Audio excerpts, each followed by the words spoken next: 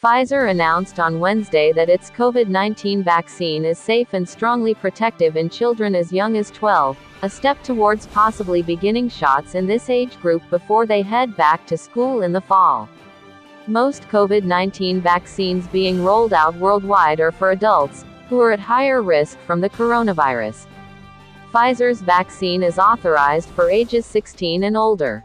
But vaccinating children of all ages will be critical to stopping the pandemic, and helping schools, at least the upper grades, start to look a little more normal after months of disruption. In a study of 2,260 U.S. volunteers aged 12 to 15, preliminary data showed there were no cases of COVID-19 among fully vaccinated adolescents compared to 18 among those given dummy shots, Pfizer reported. It's a small study, that hasn't yet been published, so another important piece of evidence is how well the shots revved up the kids' immune systems.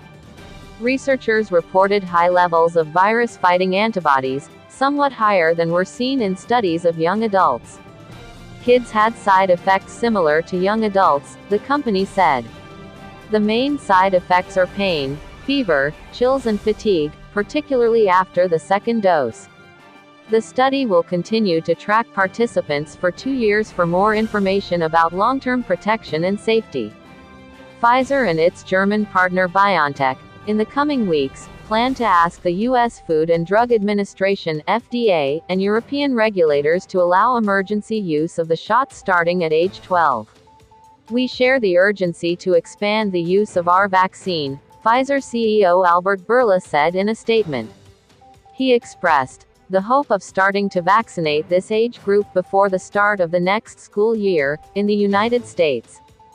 Pfizer isn't the only company seeking to lower the age limit for its vaccine. Results are also expected soon from a U.S. study of Moderna's vaccine in 12 to 17-year-olds. But in a sign that the findings were promising, the FDA already allowed both companies to begin U.S. studies in children 11 and younger, working their way to as young as 6 months old. AstraZeneca, last month, began a study of its vaccine among 6 to 17-year-olds in Britain. Johnson & Johnson is planning its own pediatric studies. And in China, Sinovac recently announced it has submitted preliminary data to Chinese regulators showing its vaccine is safe in children as young as 3. While most COVID-19 vaccines being used globally were first tested in tens of thousands of adults, pediatric studies won't need to be nearly as large. Scientists have safety information from those studies and from subsequent vaccinations in millions more adults. One key question is the dosage. Pfizer gave the 12 and older participants the same dose adults receive, while testing different doses in younger children.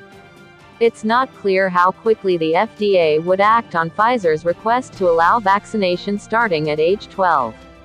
Another question is when the country would have enough supply of shots, and people to get them into adolescents' arms, to let kids start getting in line. Supplies are set to steadily increase over the spring and summer. At the same time, states are opening vaccinations to younger, healthier adults who until now haven't had a turn.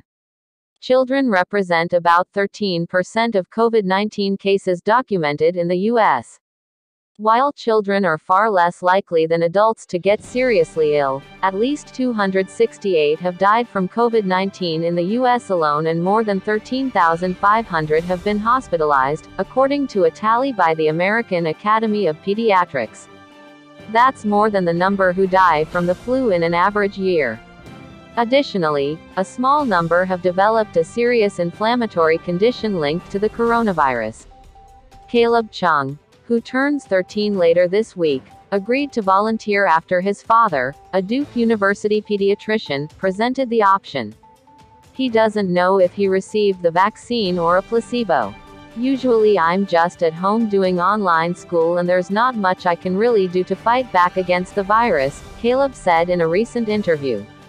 The study was really somewhere that I could actually help out. His father, Dr. Richard Chung, said he's proud of his son and all the other children volunteering for the needle pricks, blood tests and other tasks a study entails. We need kids to do these trials so that kids can get protected. Adults can't do that for them, Chung said.